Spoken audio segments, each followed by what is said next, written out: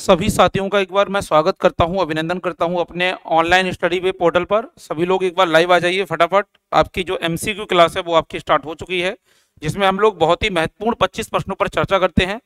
तो सबसे पहले आप लोग सबसे पहले लाइव आ जाइए और क्लास को फटाफट ज्वाइन करिए और शेयर कर दीजिए, ठीक है। और उन साथियों से मेरा निवेदन भी है जो लोग चैनल पर अभी नए हैं, जिन्होंने पहली बार चैनल को सब्सक्राइब किया है, तो चैनल सब्सक्राइब जरूर कर लें। जो बगल में बेल आइकन है उसको प्रेस कर दें, जिससे आपको टाइम टू टाइम नोटिफिकेशन जो है वो मिलते रहेंगे, ठीक है। तो चलिए हम लोग वीडियो की शुरुआत करते हैं, जिसमें हम लोग 25 महत्वपूर्ण प्रश्नों पर चर्चा करेंगे। पहला प्रश्न आपके सामने ये लिखा हुआ है और आपको 10 सेकंड में, कोशिश करिएगा 10 से 20 सेकंड में आप अपने प्रश्न का जवाब कमेंट बॉक्स में जरूर दें, ठीक है। पहला प्रश्न पढ़ते हैं। थोड़ा सा भद्दा दिख रहा है, मैं आपको इसका बता देता हूं क्या है लिखा है। इसमें दो मेल हैं, मतलब सूची 1 और सूची 2, इन दोनों को मिलाना है, ठीक है। एक है अल्यूटियम, ठीक है।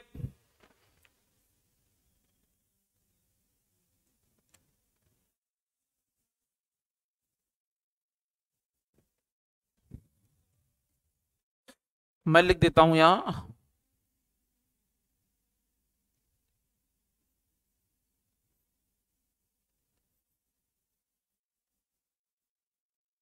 अल्यूटियन, और इसका नाम है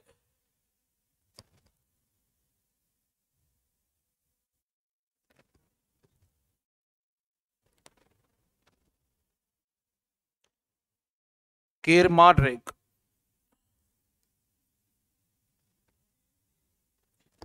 केरमा डेक, थोड़ा सा ये भद्दा भद्दा लिखा, ये है सुंड्रा, और ये आपका है सैंडविच। अब चार ऑप्शन इनसे मिलाना है। ये पूछ रहा है कि कौन से ये महासागर में ये स्थित हैं, ये चारों भाग। तो जल्दी से फटाफट बताइए इसका क्या आंसर हो सकता है। तो देखिए हम मिलाते हैं। आपका पहला है एल्यूटियन, तो एल्यूटियन जो है वो आपका है नॉर्थ पैसिफिक, यानी उत्तरी प्रशांत। तो ये आपका उत्तरी प्रशांत में है। और दूसरा है जिसका नाम है केमोडक। तो केमोडक जो है वो साउथ स्पेसिफिक में है, यानी साउथ पैसिफिक, यानी ये उत्तरी प्रशांत।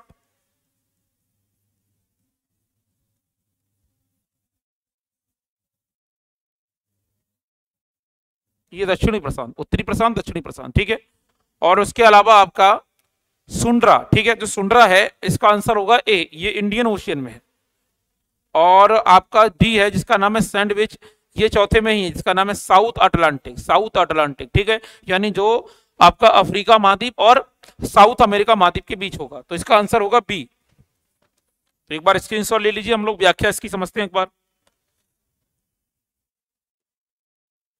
दिए गए सूची के लिए सही मिलान बी है, ठीक है। अलेउतियन ट्रेच ये उत्तरी प्रशांत महासागर में है, ठीक है। सुंड्रा ट्रेंच ये हिंद महासागर में स्थित है। कैरमा ट्रेच ये दक्षिण प्रशांत महासागर में है, ठीक है। और सैंड्रोविच ट्रेच ये उत्तरी प्रशांत महासागर में स्थित है, ठीक है। चारों के नाम हैं जो मैंने बताया, ये सभी जगह हैं महासागरों के अंदर। दूसरा प्रश्न भी मैप के आधार पर है। दिए गए हैं नीचे सूचीबद्ध अंतरराष्ट्रीय घटनाओं के लिए मानचित्र में 1 2 3 4 5 के रूप में लेवल दिए गए हैं, उनसे संबंधित स्थानों पर मिलान करना है आपको, ठीक है। और उसके बाद ये कूट मिलाना है आपको। तो पहला कह रहा है कि 1999 में आयोजित राष्ट्रमंडल सम्मेलन का स्थान, ये एक पॉइंट है। 1999 में आयोजित विश्व व्यापार संगठन, यानी जिसे हम कहते हैं WHO, ठीक है। उसके बाद है जनवरी 2000 में आयोजित इजराइल सीरिया शांति वार्ता का स्थान। और जनवरी में रूसी सैनिकों द्वारा सैन्य कार्रवाई का स्थान। बताइए, इसमें विकल्प के आधार पर हमें भरना पड़ेगा। तो देखिए इसमें पहले तो मैं कॉलम भर दूं क्योंकि इसमें बहुत ही दिखा रहा है। ये है एक, ये दो नॉर्थ अमेरिका में है, और ये है 4, ठीक है। ये है 5 और ये है 3, ठीक। तो ये 3, ये पॉइंट कुछ है 1 2 3 4 5, ठीक है। तो इसका हमें कूट लगाना है।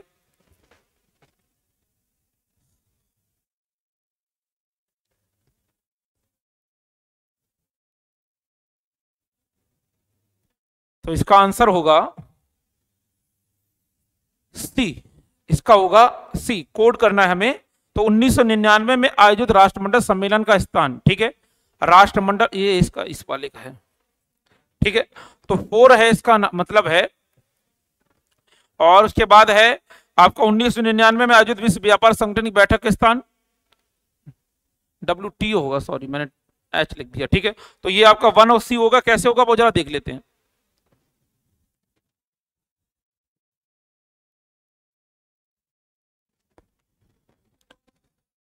देखिए इसकी हमने विश्लेषण क्या रखी है। सभी अंतर्राष्ट्रीय आयोजनों का सही क्रम 4 द्वारा दर्शाया गया स्थान डरबन है, जो 1999 में आयोजित राष्ट्रमंडल सम्मेलन का स्थान है, ठीक है। एक वह किला है, एक में किला है जहां 1999 में विश्व व्यापार संगठन की बैठक हुई। 3 चैतन्य है जो जनवरी 2000 में रूसी सैनिकों द्वारा सैन्य कार्रवाई की गई। और 2 वॉशिंगटन है जहां जनवरी 2000 में इजराइल और सीरिया शांति वार्ता हुई, ठीक है। इसलिए सी वाला विकल्प सही है। जल्दी से स्क्रीनशॉट ले लीजिए। इसमें सूची 1 को सूची 2 से सुलिमित करिए और सूचियों के दिए गए कोड का प्रयोग करके सही मिलाइए, ठीक है। तो इसमें से हमें ये भी सूची मिलानी है। एक तरफ है खनिज तेल, कॉपर, मैगजीन, बॉक्साइट। दूसरी तरफ ये कहां कहां पाए जाते हैं, जामिया में, गुआना में, वेनेजुएला में, गैनवान में, ठीक है। तो जल्दी से हम लोग इसका आंसर बताते हैं, ठीक है। तो जो खनिज तेल हैं ज्यादातर पाए जाते हैं वेनेजुएला में, इसका मतलब 1 का 3। दूसरा आपका कॉपर, ये जामिया में पाया जाता है। मैग्नीज गैवान में पाई जाती है। और बॉक्साइट ज्यादातर नहीं, ये आपका 1 मिनट, गुआना में, ये नहीं होगा, ठीक, ये नहीं होगा, ठीक। तो इसलिए आपका ये 3 1 4 2 होगा। कैसे होगा जरा देखते हैं। प्रश्न के अनुसार खनिज तेलों का प्रमुख उत्पादक देश वेनेजुएला है। जामिया में तावे का प्रमुख उत्पादन होता है, जाविया में। गुआना में बॉक्साइट का प्रमुख उत्पादक है। और गैबॉन जो है वो मैग्नीज का प्रमुख उत्पादक देश है। तो जल्दी से स्क्रीनशॉट ले लीजिए। चौथा प्रश्न आपके सामने है। निम्नलिखित में से किसे विश्व का कॉफी बंदरगाह कहते हैं? कॉफी बंदरगाह कहते हैं साओ पाउलो को कहते हैं, सेंटोस को कहते हैं, रियो डू जेनेरियो को कहते हैं, ब्यूनस आयर्स को कहते हैं। बताइए आंसर।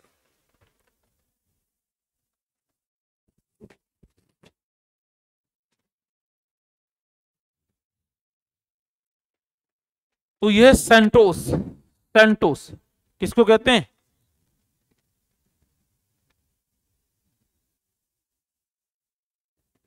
चलिए हम थोड़ा देख लेते हैं।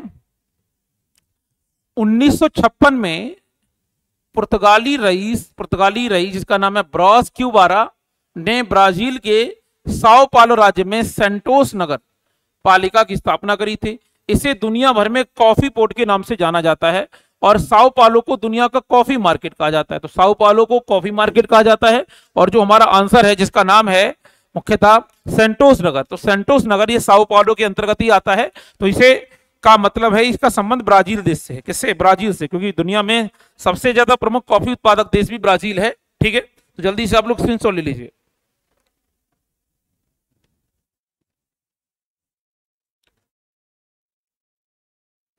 अब एक मैप फिर है। 1998 में नाटो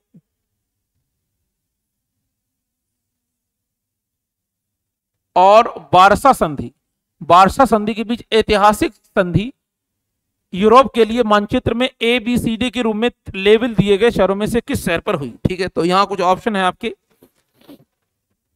ये ए है आपका, ये ए है आपका यूनाइटेड किंगडम यानी ब्रिटेन, ठीक। इसके अलावा डी, ये डी दे दिया, यहां सी है और ये आपका बी है। तो इसमें से सही आंसर बताना है। ये संधि हुई थी 1998 में।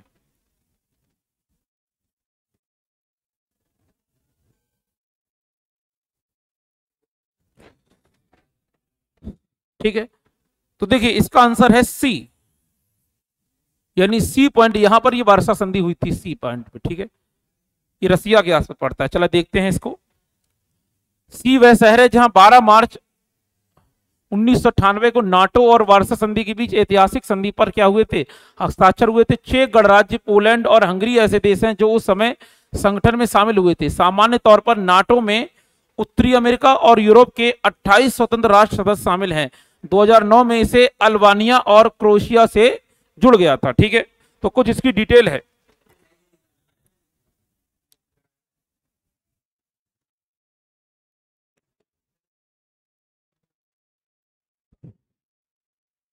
रोरिंग फोर्टीज के बारे में निम्नलिखित कथनों पर विचार करिए। रोरिंग फोर्टीज के बारे में निम्नलिखित कथनों पर विचार करें। ये उत्तरी और दक्षिणी गोलार्ध में रुक रुक कर चलती है। ये उत्तरी और दक्षिणी गोलार्ध में रुक रुक कर चलती है। वे उच्च शक्ति और स्थिरता के साथ उड़ाते हैं। इनकी दिशा सामान्यतः दक्षिणी गोलार्ध में उत्तर पश्चिम से पूरब की ओर होती है। आमतौर पर बादलों से ढका आसमान, बारिश और कच्चा मौसम उनके साथ साथ जुड़ा रहता है। ऊपर दिए गए कथनों में कौन से सही है? 1 और 2, 3 दोनों। 1, 2, 3 सही है, 2, 3, 4 सही है, 1, 3, 4 सही है, 1, 2, 4 सही है। बताइए आंसर। तो इसका आंसर है 2, 3, 4 सही है। 2, 3, 4 सही, एक गलत है। अब ठीक है, तो इसका मतलब हो जाएगा ये आपका बी सही है। 2, 3, 4। अब क्या है वो जरा हम एक्सप्लेनेशन में देखते हैं। गरजता 40वां वर्ष केवल दक्षिणी गोलार्ध में 40 डिग्री अक्षांश पर चलता है। ये पछवा हवाएं हैं जो 30 डिग्री से 60 डिग्री अक्षांशों के बीच पश्चिम से पूरब की ओर बहती हैं। पश्चिम से पूरब की ओर बहती हैं। ठीक है, तो ये पॉइंट याद रखना है आपको।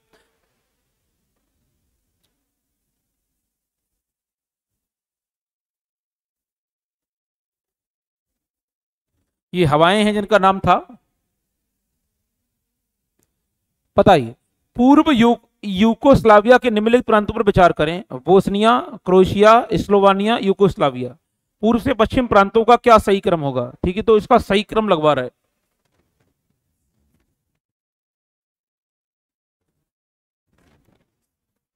तो देखिए इसका आंसर होगा, इसका पूर्व क्रम मैं आपको बताता हूं।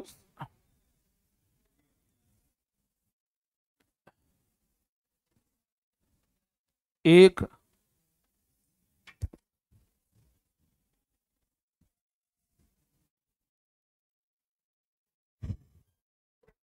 2 और इसके बाद 3 और 4, यानी आपका ये वाला सही है। 4, 1, 3, 2।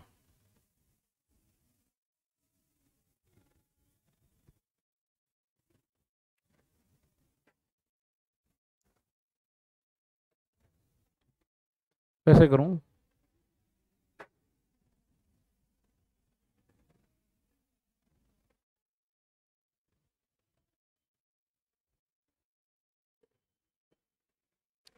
फर्स्ट,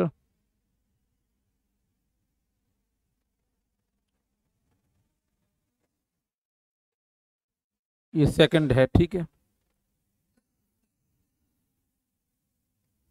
ये थर्ड है, ये फोर्थ है। तो इसका मतलब जो है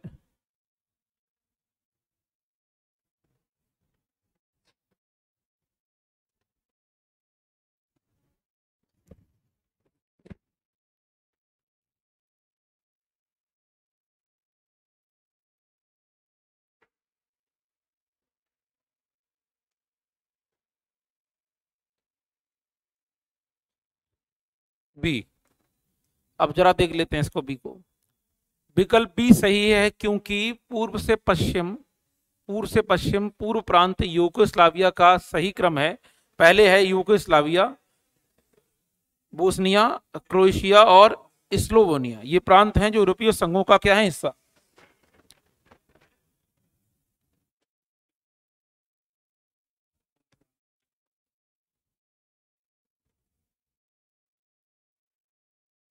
आठवां प्रश्न देखेंगे।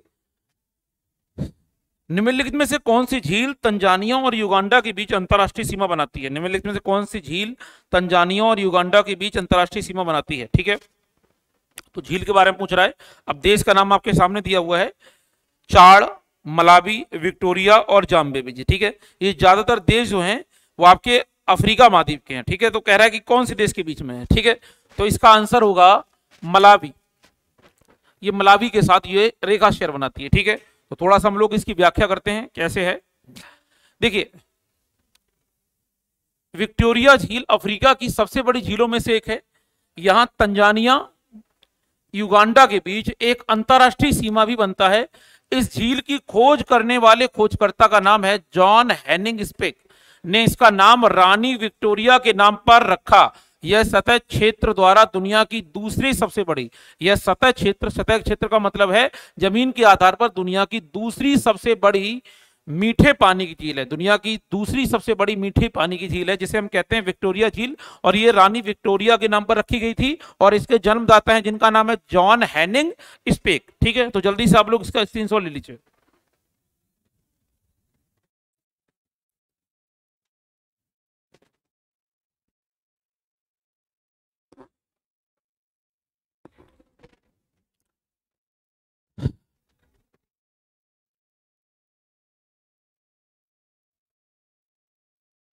ठीक है, अब देखिए इसमें भी हम लोग क्रम मिलाएंगे। इसमें कुछ चित्र दिए गए हैं ए बी सी डी करके, नीचे सूचीबद्ध नामों के साथ ए बी सी डी के रूप में लेबल किए गए जल निकासी बेसिनों का मिलान करें और जल निकासी बेसिनों के नीचे दिए गए कोड का उपयोग करके सही उत्तर का चयन करें। ठीक है, तो कुछ जल निकासी क्षेत्र दिए गए हैं मैप के आधार पर, जिसमें से ए जो है, यहां हमने ए दिखाया, ये बी है, थोड़ा सा दिख नहीं रहा होगा, ये सी है और ये डी है।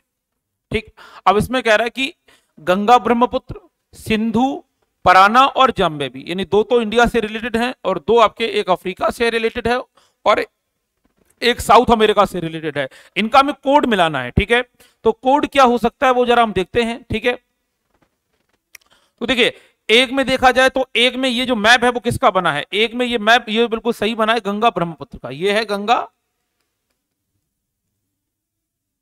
ये गंगा ब्रह्मपुत्र का चित्र बना हुआ है, ये सही है। ठीक है, अब उसके बाद जो है जो बी बना है आपका बी, ठीक है, तो ये जो बी चित्र है वो है पराना का, ये बी पराना का है, बी पराना का है। ठीक है, उसके बाद जो सी है वो जाम्बेबी का है।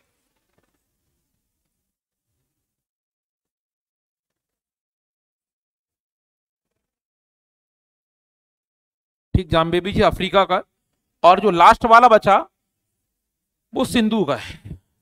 ठीक, सिंधु का है। ठीक है, तो चार कोड है, इसका जो कोड बनेगा वो बनेगा 1324, 1324 यानी सी। तो हम लोग इसकी व्याख्या देख लेते हैं कैसे।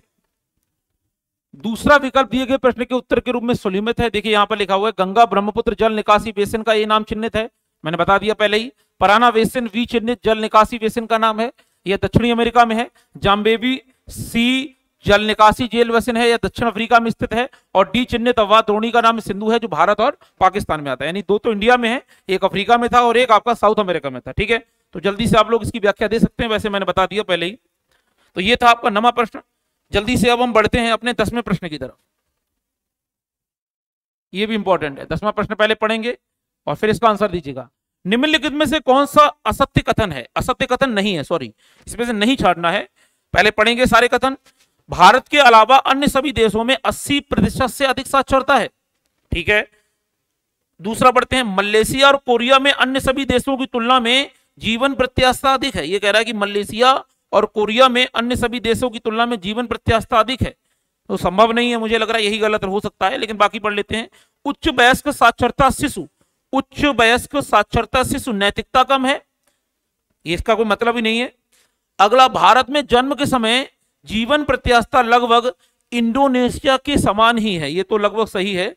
ठीक है, इंडोनेशिया से थोड़ी बेहतर है, तो इसमें से गलत ऑप्शन हमें छाड़ना है। 4 विकल्प हमारे सामने हैं, इसमें से कौन सा सत्य कथन है। तो देखो, भारत के अलावा अन्य सभी देशों में 80% से अधिक साक्षरता, ये तो सही है। ठीक है, भारत की 74% है। आंकड़ा जब नया आएगा तो हमें पता चलेगा। सरकार के आंकड़ों के अनुसार ये कहा गया है कि अगर 2021 की जनगणना होती तो भारत में लगभग 76.79% साक्षरता हो सकती थी, लेकिन 2021 की जनगणना हुई नहीं है कोविड के कारण से। अभी तक ये भी पता नहीं है कि जनगणना होगी या नहीं होगी, लेकिन जब होगी तब पता चलेगा। पहला वाला सही है।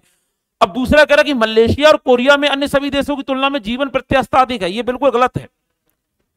कोई मलेशिया और कोरिया में अन्य सभी देशों की तुलना में जीवन प्रत्याशा अधिक है। अब कोई ऐसा तो है नहीं कि मलेशिया और कोरिया कोई विशेष जोन में आते हों, ये भी सामान्य देश हैं, इसलिए इनमें भी जीवन प्रत्याशा एवरेज है, तो ज्यादा किसी में नहीं हो सकती है। ठीक है, तो यही वाला गलत है, बाकी पढ़ने की जरूरत नहीं। बी, तो ये वाला आपका गलत है। ठीक है, तो जल्दी से हम लोग एक्सप्लेनेशन देखते हैं, वही एक्सप्लेनेशन होगी जो मैंने बताया था। अब 11वां प्रश्न पढ़ते हैं। मेघाच्छादित रातें, जो मेघ से छटी हुई रातें हैं, मेघ से साफ रातें होती है, वो साफ मेघाच्छादित रातों की तुलना में अधिक गर्म क्यों होती हैं? ठीक है, तो ये इससे संबंधित पूछ रहा है, यानी क्लाउडी नाइट्स और warmer compare to clean cloudless night because, ये आकाश से ठंडी लहरों को पृथ्वी पर उतरने से रोकती हैं। ठीक है, पृथ्वी द्वारा दी गई गर्मी को वापस प्रतिबिंबित करती हैं, गर्मी उत्पन्न करती हैं और इसे पृथ्वी की ओर विकीर्ण करती हैं, वातावरण से गर्मी को अवशोषित करती हैं और इसे पृथ्वी की ओर भेजती हैं। बताइए क्या आंसर हो सकता है? 10 सेकंड का आंसर है, जल्दी से बताइए क्या आंसर होगा इसका।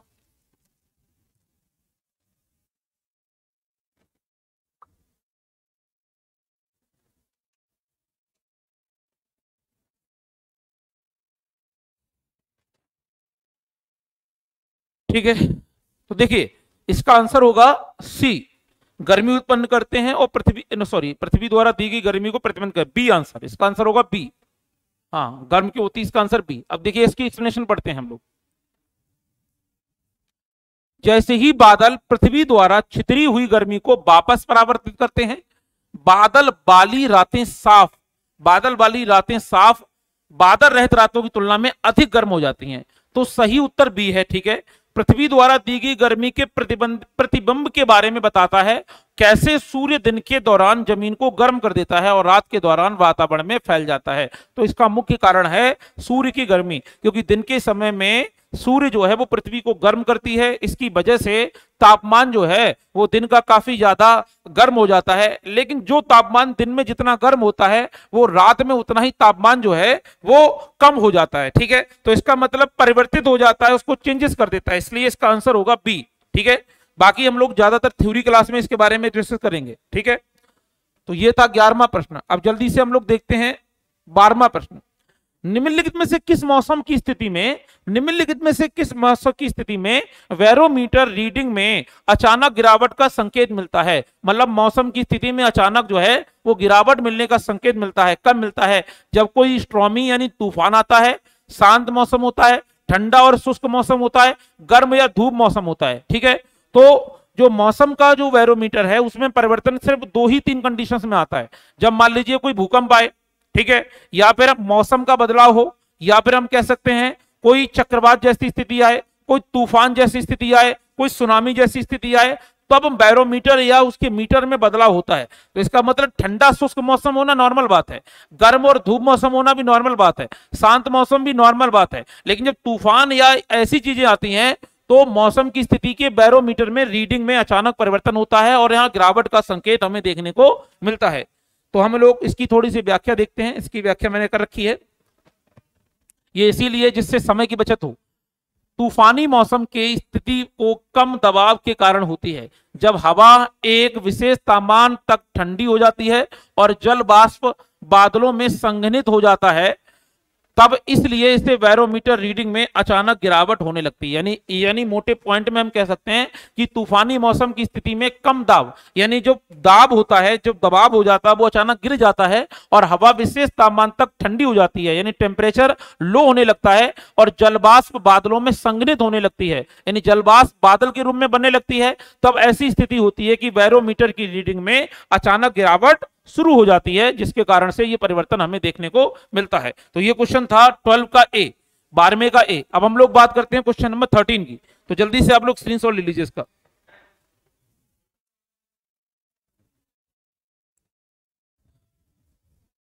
तेरहवां प्रश्न, ठीक, तो 13वां प्रश्न आपके सामने है। निम्नलिखित में से किसने सबसे पहले कहा था कि पृथ्वी गोलाकार है? पृथ्वी गोलाकार है। भैया ये प्रश्न मैं पहले भी करा चुका हूं, ये रिपीटेड प्रश्न है। लास्ट हफ्ते में भी जब हमारा क्वेश्चन आया था तो मैंने इसके बारे में समझाया था। बताइए आंसर।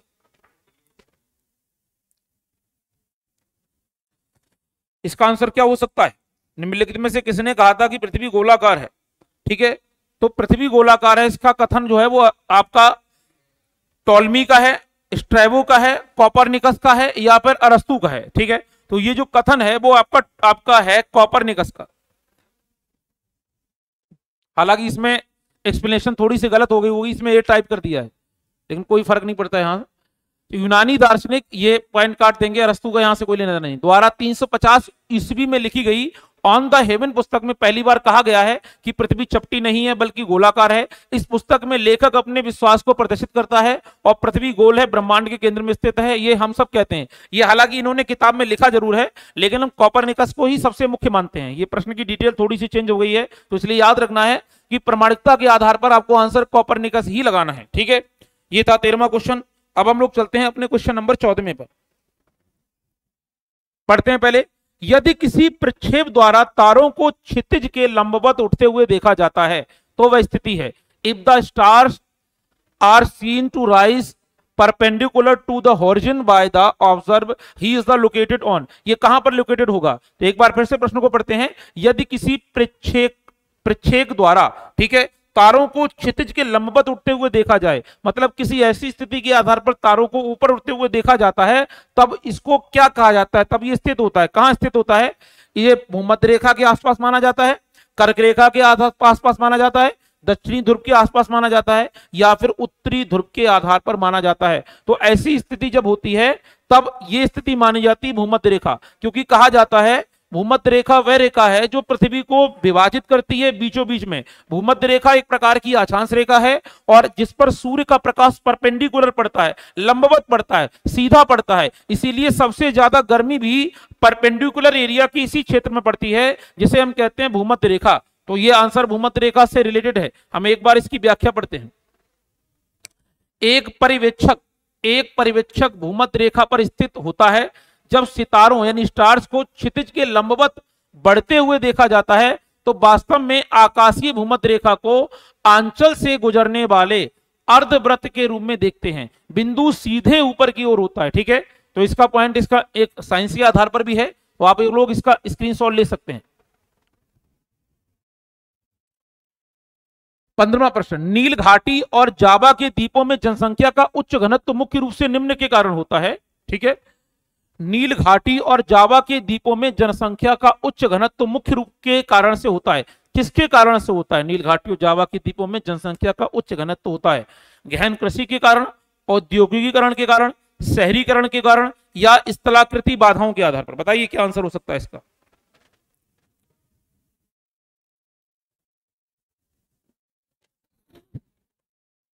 तो इसका आंसर है गहन कृषि, क्योंकि सबसे ज्यादा इस एरिया में गहन कृषि होती है, तो गहन कृषि के कारण ऐसा होता है। जलोढ़ मिट्टी विश्व की सबसे उपजाऊ मिट्टी है। जलोढ़ मिट्टी विश्व की सबसे उपजाऊ मिट्टी है और इस क्षेत्र में इस मिट्टी की उपलब्धता के कारण यहां सघन कृषि की जाती है। ऐसा इसलिए है क्योंकि नील नदी, नील घाटी और जावा के द्वीपों में घनी आबादी है और इस घनी आबादी के लिए जो कृषि के लिए उपयोगी मिट्टी है वो जलोढ़ मिट्टी है। तो जल्दी से आप लोग इसका स्क्रीनशॉट ले लीजिए।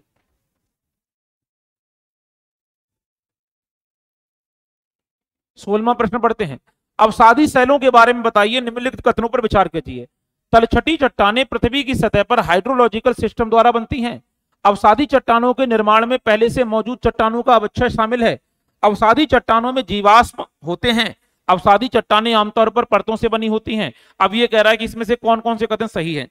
तो देखिए ये चारों कथन सही हैं अवसादी शैलों के बारे में। अवसादी शैलें क्या होती हैं? जो कटान के आधार पर बनती हैं। ठीक है, मुख्यतः जो शैलें होती हैं हमारी, जो चट्टानें होती हैं वो 3 प्रकार की होती हैं। एक आपकी होती है ऑर्गेनेज शैल जो मूल चट्टान कहलाती है, एक होती है आपकी रूपांतरित शैल और एक होती है अवसादी शैल। तो सबसे छोटा स्वरूप यानी पहले ऑर्गेनेज से बनती है रूपांतरित, और रूपांतरित या कायांतरित से बनती है अवसादी चट्टान। तो अवसादी चट्टान कटने छटने से बनती है, इसलिए लिखा है तलछटी चट्टानें पृथ्वी की सतह पर हाइड्रोलॉजिकल सिस्टम द्वारा बनती हैं।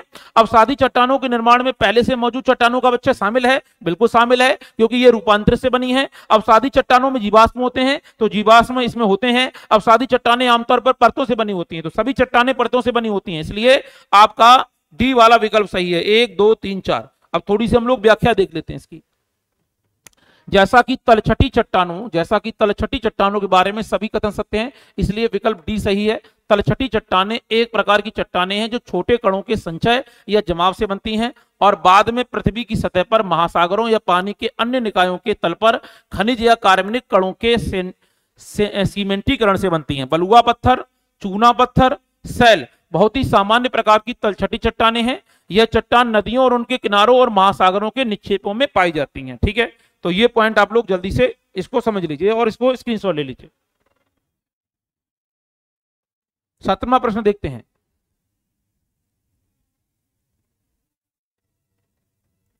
ज्वालामुखी विस्फोट नहीं होता। कहां ज्वालामुखी विस्फोट नहीं होता?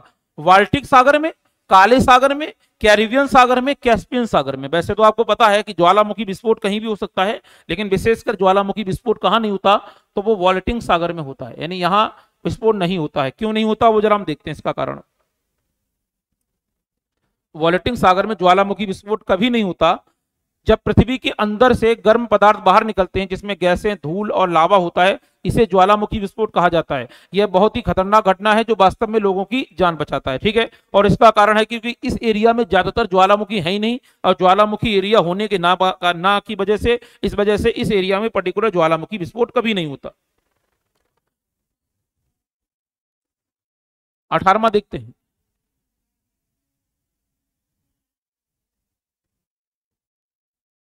मार्सुपियल्स के रूप में जाने जाने वाले जानवरों का एक वर्ग की विशेषता है। ये कहां पाया जाता है? मार्सुपियल्स के रूप में जाने वाला जानवरों का एक वर्ग है। ये अफ्रीका में पाया जाता है, ऑस्ट्रेलिया में, दक्षिण अफ्रीका में या दक्षिण पूर्व एशिया में? बताइए।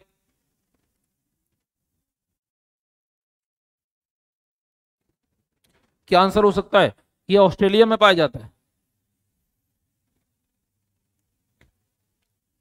मार्सुपियल्स केवल ऑस्ट्रेलिया में पाया जाने वाला, मार्सुपियल्स ऑस्ट्रेलिया में पाया जाने वाला जानवरों का एक वर्ग है। वे ही अपने बच्चों को मां के पेट पर पाउच या मॉर्सियस नामक की त्वचा में जेब में रखते हैं। मॉर्सियस के उदाहरण कंगारू और कोयला है। ठीक है, तो ये दो जीव पाए जाते हैं जो अपने पेट की परत के अंदर अपने बच्चों को रखते हैं। ये ज्यादातर ऑस्ट्रेलिया में ही मिलते हैं। अब क्वार्टजाइट का कायांतरण है। क्वार्टजाइट का कायांतरण होता है। क्वार्टजाइट इज मेटाफोर्स्ड फ्रॉम चूना पत्थर, ओब्सिडियन, बलुआ पत्थर, सैल। तो इसका आंसर है बलुआ पत्थर। बलुआ पत्थर कैसे जरा देखते हैं।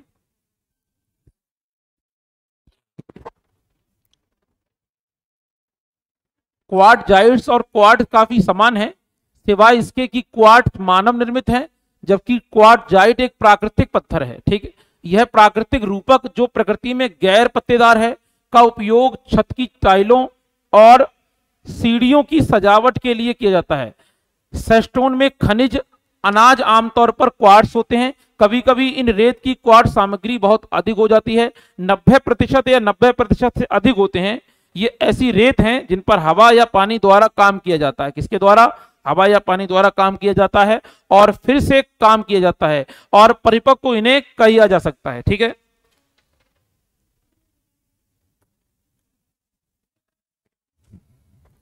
बीसवां क्वेश्चन।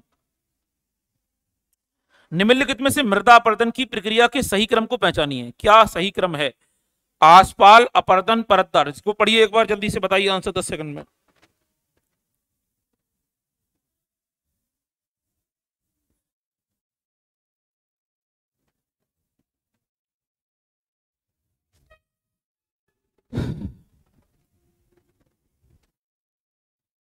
ठीक है, देखिए अब इसको हम जरा देखते हैं। इसमें से मृदा अपरदन की प्रक्रिया को सही से पहचानना है कि मृदा अपरदन कैसे कैसे होता है उस प्रक्रिया के आधार पर। अब इसमें दिया है कि आसपाल अपरदन, परतदार अपरदन, रील अपरदन, अवनालिका अपरदन। ठीक है, दूसरा है परतदार अपरदन, आसपाल अपरदन, अवनालिका अपरदन या रील अपरदन। रील अपरदन, अवनालिका अपरदन, परतदार अपरदन, आसपाल अपरदन। तो अवनालिका अपरदन, रील अपरदन या परतदार अपरदन, आसपाल अपरदन, इसमें हमें क्रम देखना है। तो देखिए जब भी मृदा अपरदन होता है, जब भी मृदा अपरदन होता है तो मृदा अपरदन में सबसे पहले आसपाल अपरदन होता है। उसका मतलब है कि सबसे पहले पानी जो है वो उस मिट्टी की प्रक्रिया को काटना शुरू करता है। ठीक है, और उसके बाद जब वो काट लेता है उसके बाद वो परत पर काम करता है, यानी पहले पानी उस क्षेत्र में आता है जहां कटान होगा और फिर वो परत को नुकसान पहुंचाता है, इसलिए आसपाल के बाद परतदार अपरदन हुआ। और जब वो परत को काटना शुरू करता है तो वो स्वाभाविक तरीके से एक पर्टिकुलर क्षेत्र में अपना व्यापक क्षेत्र बनाने का प्रयास करता है, उसे हम रील अपरदन कहते हैं। और अवनालिका अपरदन वो होता है जब अपरदन पूरी तरीके से सफल हो जाता है और पानी के अंदर, मुख्यतः पानी जो है मिट्टी के अंदर उसकी सतह पर, उसकी मुख्यतः निचली सतह पर काम करना शुरू कर देता है। इसलिए इसका ऑप्शन जो है वो ए वाला सही होगा। पहला आसपाल होगा, परतदार होगा, रील होगा और अवनालिका होगा। तो जल्दी से आप लोग इसका स्क्रीनशॉट ले लीजिए।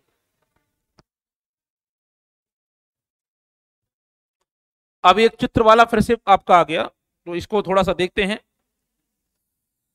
कह रहा कि किसी मौसम केंद्र का तापमान वर्षा नीचे दिया गया है। तो इसमें कुछ आपके अलग अलग मानक दिए गए हैं, जिसमें से टेम्परेचर दिए गए हैं एक तरफ, ये सारे टेम्परेचर हैं, और ये रेनफॉल दिए सेंटीमीटर में। ठीक, दो के आंसर नहीं है। अब यहां दिया वो कह रहा है कि औसत तापमान 12.8 डिग्री सेल्सियस, औसत तापमान 12.8 डिग्री सेल्सियस। तो 12.8 डिग्री सेल्सियस का मतलब क्या हो जाएगा, तो ये इसके बीच में आएगा। ठीक, 11.7 और 12, एक मिनट, हाँ जी, 12.2 और 12.8। नहीं, इस वाले में नहीं होगा, मैं गलत लिख दिया, इसको सही कर देते हैं।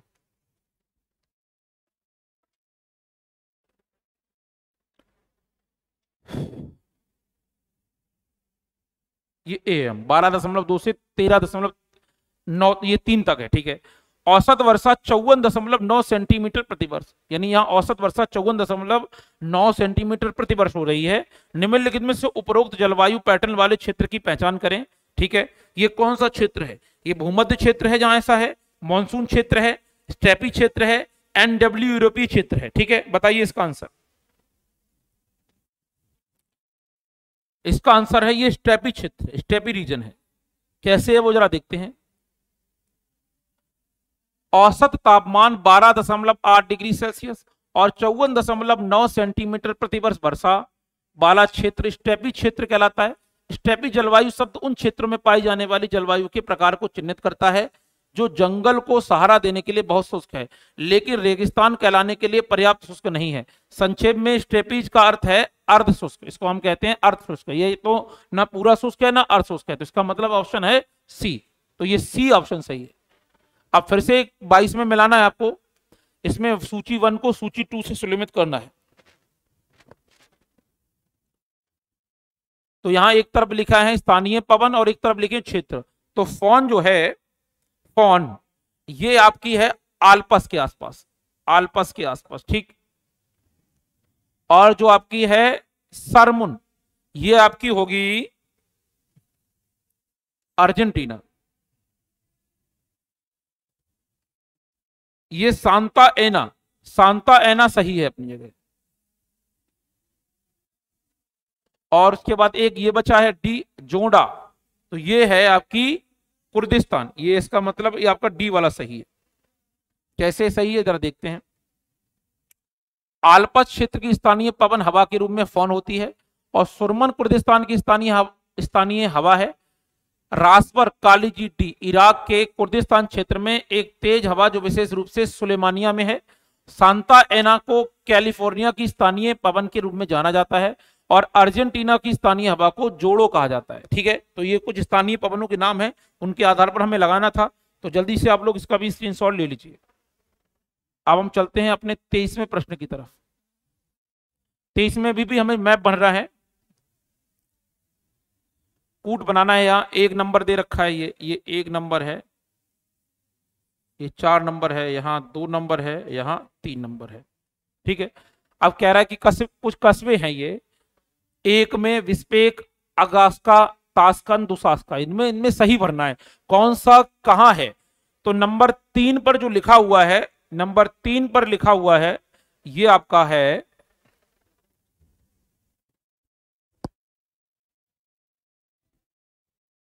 बिस्केक, असगाता, ताशकंद और दुसास। ठीक है, तो इसमें से हमें खाली कोड बना ले हैं, तो यहां पर हम लोग बनाएंगे ABCD करके हैं। तो ए बिस्केक जो है वो आपका होगा 3 नंबर पे, बिस्पेक ए, ये आपका है।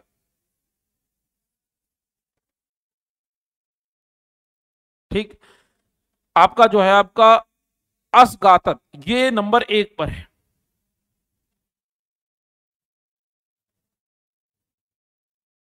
ठीक है। ताशकंद 2 पर है, कि ताशकंद 2 पर है, और चौथे पर आपका बचेगा यही वाला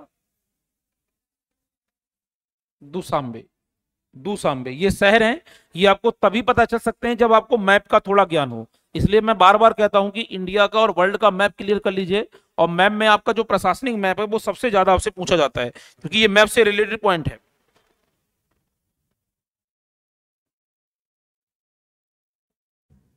अब 24वां क्वेश्चन देखते हैं सब।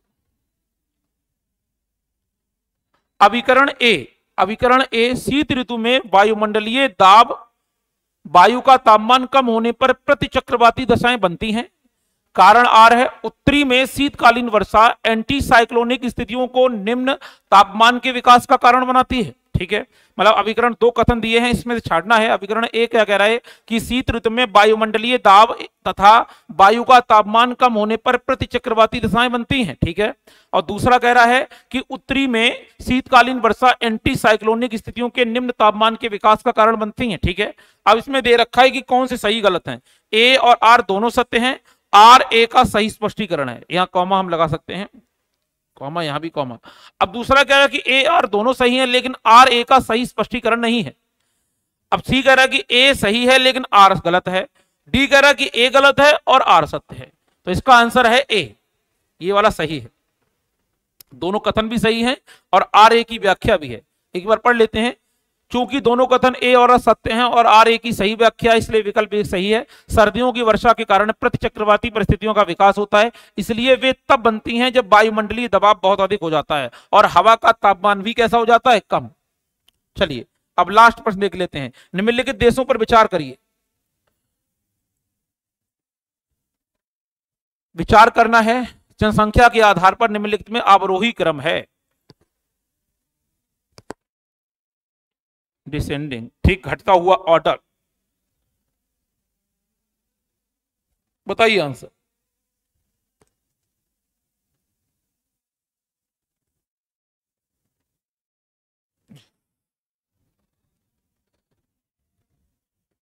तो हम यहां सबकी जनसंख्या लिख देते हैं पहले तो।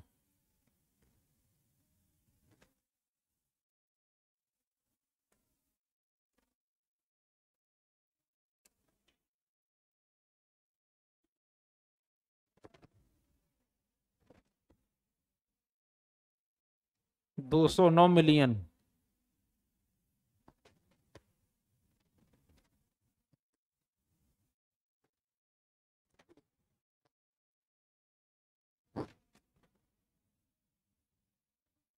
दो 267।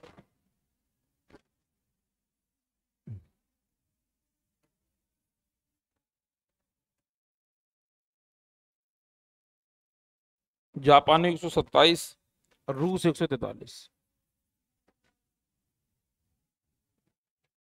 तो सी, इसका आंसर क्या होगा, सी। ठीक है ना। सबसे कम किसकी है, जापान की। उसके बाद किसकी है, रसिया की।